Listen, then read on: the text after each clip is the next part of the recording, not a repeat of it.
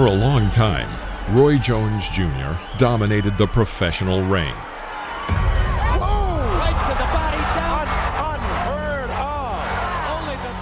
Becoming the world middleweight champion and then successfully moving through each weight division, going all the way to the top. I know that I'm too powerful for Virgil here. I'm much too strong. I'm a big puncher. So I figured, why waste time boxing? If I box, that's what he wants to do. Don't box him. Let's go get him. Despite his success, he seemed to continually seek out new titles to conquer. Even in the heavyweight division, where he dreamed of a fight with Mike Tyson, Evander Holyfield, or Lennox Lewis, Jones owned the WBA belt. But the negotiations fell through. He refused to fight with Vitaly Klitschko himself, deciding instead to return to his usual light heavyweight. But Antonio Tarver already ruled there, and he had promised the whole world to dispel the myth of Jones' impeccable defense. In general, Tarver succeeded.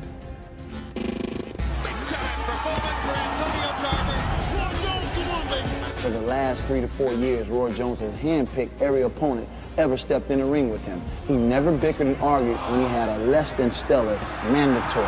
But when Antonio Tarver became his mandatory, he made every excuse in the world. He didn't beat nobody to get ranked in the top 10. He didn't beat nobody to beat number one contender.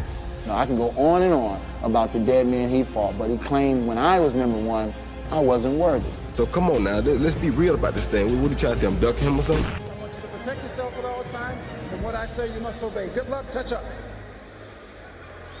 Tarver at the same time has got to not give this man any respect. Stand your ground, believe you are the champion. And now Tarver lands another left, goes twice to the body. Doesn't start head hunting, stay right on that body. Jones blocking shots with his arms, and he lands a counter right. Stays on balance, does his puncher, and gets right out of there. Lands 2 more left hands right through the middle of Jones's guard. Jones has been ready. Roy Jones has been hit very hard by him. Tarver hasn't gotten off, and Jones is beginning. Best body punches up in those middleweight. However, the situation for Tarver during the fight was by no means perfect. Yes, he locked Jones in a corner several times and hit him with a series of blows. But until the 6th round, Tarver's coach, Buddy McGirt, was yelling, "Why are you showing so much respect for him? Don't play with him. Hit him, Antonio." Indeed, it was unusual to see Tarver, accustomed to acting forcefully, suddenly begin to play into Jones' clownery. Everything Antonio lost before the 7th round was lost by Tarver himself, and not won by Jones. By the 7th round of their first fight, the marks of Tarver's gloves were visible on Jones's face. Jones had never performed this poorly in the ring, even though he had been defeated before. And we gotta work, baby. You gotta work. He can't take that pressure, Antonio. Water, please. Water, please. He can't take that pressure. You gotta walk to him, and you gotta punch. Okay? When he starts to flourish, just punch. Don't worry about power. We got to score points. Still don't want your back on the ropes. You're getting your back on the ropes. Keep your back to the center of the ring. Give me that towel, man. Long, stubbornly, like a dinosaur, McGirt's words reached Tarver's mind. By this time, in Jones's corner, Coach Alton Merkerson began to shout, "Stop standing by the ropes. You're missing blows. Stay with your back to the center of the ring." He's going to give it a shot. I don't know that I've ever seen Jones look quite anything about it. You know, the fight would definitely be there for Tarver to win. We need him big. That's big. His opponent yields, gives up, recognizes he's not going to win. On this occasion, Jones has to come back in the late rounds, and he's doing it. What a performance now by Jones. Reaching deep. Trying to find the greatness that he needs to hold off Antonio Tarver. Now the combinations begin to flow. Now Jones having trouble seeing out of that eye.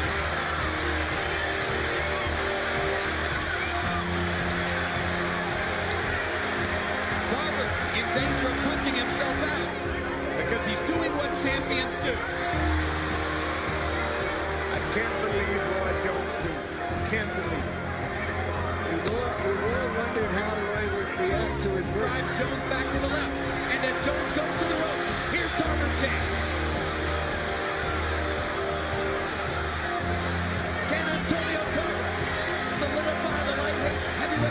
championship of the world. Can he knock Roy Jones out? Jones is hurt, but he's fighting.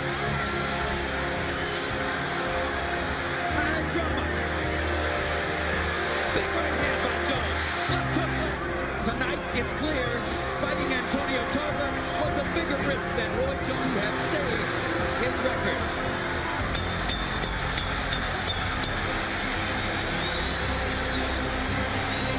It later turned out that none of the judges awarded Tarver the victory, but many reputable experts gave the fight a draw, and Tarver can only blame himself for this. From the middle of the fight, every round was awarded to Roy Jones. Tarver was scoring points, but he allowed Jones to take away the victory, taking a break in the 11th round. I'm here, baby. I love you, Tampa. I love you, Orlando. Pound for pound. I told you so. To 112 for the winner by majority decision, and once again recognized as the universally accepted light heavyweight champion of the world, Roy Jones Jr.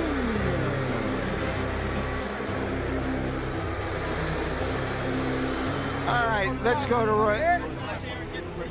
Great fight, champ. Thank you, man. Yeah, no problem. Thank you. All right, Antonio Tarver, you gave a great effort.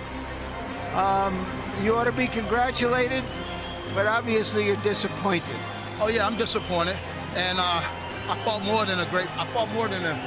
gave more than a better than a great effort. I won this fight, and all I needed was an opportunity against the best fighter that you all say pound for pound the best. So I showed tonight where I measure up. I am the people's champion. There's a new face in boxing, and it's Antonio Tarver, the Magic Man. I proved to the world. Don't let your eyes fool you. Tarver. Don't listen to these commentators. You saw it for yourself. Antonio Tarver beat the man tonight, so that makes me the man. After the first fight with Jones, Tarver shouted so persistently that he was robbed of victory, that it seemed like he would file a police report and bring the judges before a criminal court. However, Antonio got what he wanted. He immediately received the right to a rematch, and a serious split occurred in the boxing community. Too many professionals were fed up with Jones's fooling around. For long, he had sat at the top, not wanting to really box. He was condemned as often as he was cheered. The spectators did not like that he was inactive in the ring, avoiding the blows of his opponents and not seeking to attack. Thanks to his amazing reflexes, Jones was the king for a long time. But in the fight with Tarver, even if his reflexes did not disappear, they certainly stopped saving him. Jones blamed the weight cut as the reason for his poor performance. "I'm very tired because of it. That fight turned out to be difficult for me precisely because of the weight. I had to drop over 11 kilograms. Tarver remembered that excuse. Seconds before the start of their second bout, referee Jay Nady asked if the boxers had any questions. "Yes," Tarver replied. "I have a question." I got a question. You got any excuses tonight, Roy?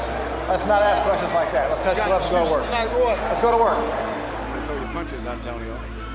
And there were boos in the house during the first fight from time to time. And already Jones is much more active. Jones has been very loyal to people who work for him and to his friends. What excuse will you use today, Roy? There was no excuse.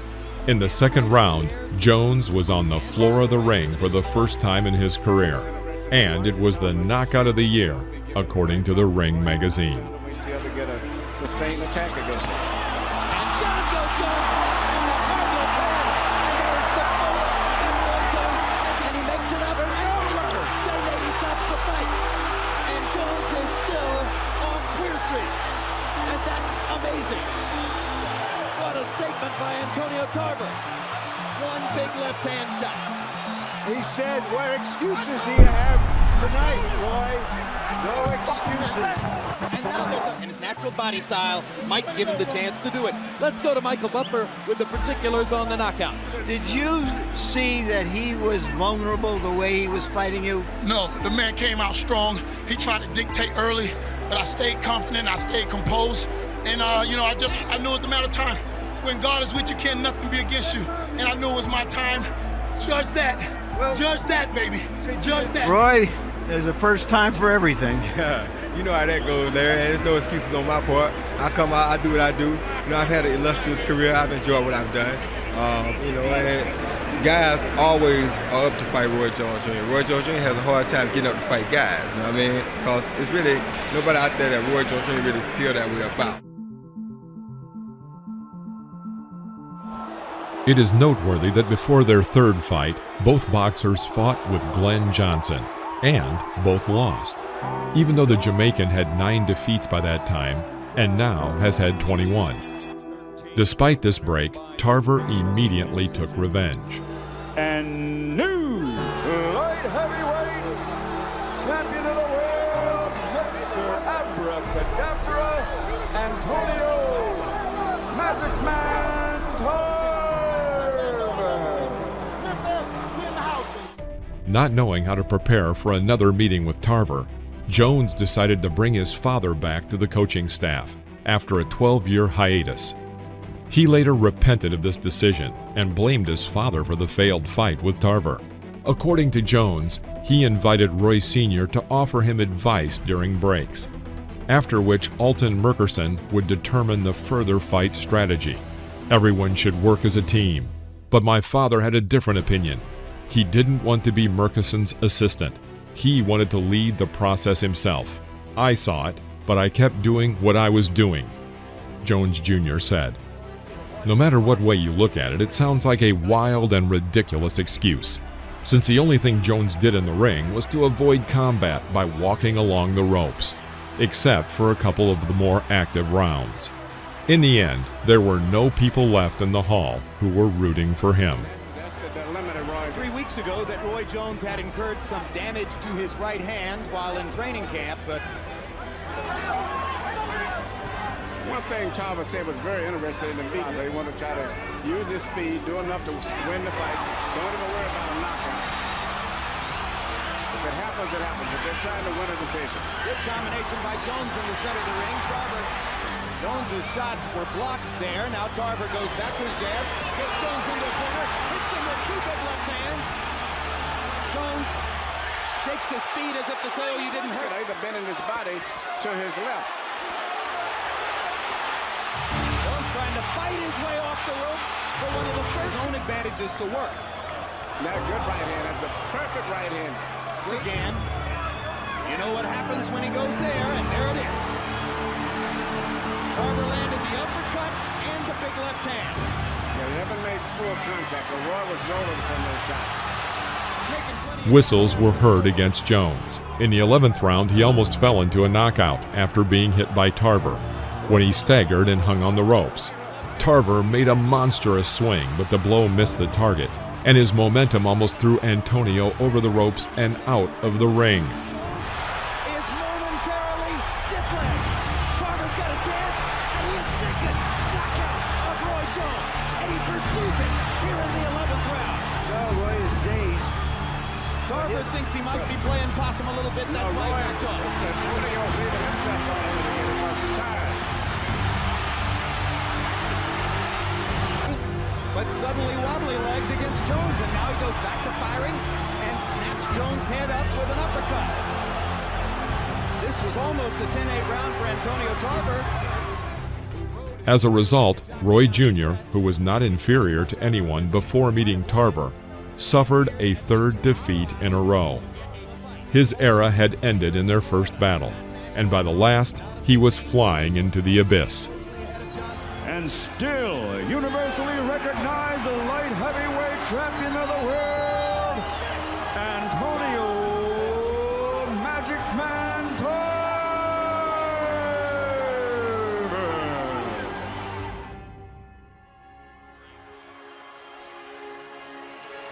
He was later defeated by Joe Calzaghe, Danny Green, Bernard Hopkins, Dennis Lebedev, and Enzo Macarinelli. Jones would have left boxing without knowing any real defeats. Before fighting Tarver, he had lost only to Montel Griffin due to disqualification, but took revenge in the first round of their rematch. After beating Tarver, Jones made plans. I will have another mega cash heavyweight fight against Mike Tyson and put an end to it. In fact, his words were radically at odds with his deeds. Fate neither spared Tarver nor ended his career. After defeating Jones, he was defeated in his next fight by Bernard Hopkins, and later, Chad Dawson finally knocked Tarver out of the top 10. Even his appearance and victory over Sylvester Stallone in the movie Rocky Balboa could not improve his image. Please do not forget to like this video if you enjoyed it, and subscribe to our channel so you won't miss any new episodes about the boxing legends of the past. See you next time.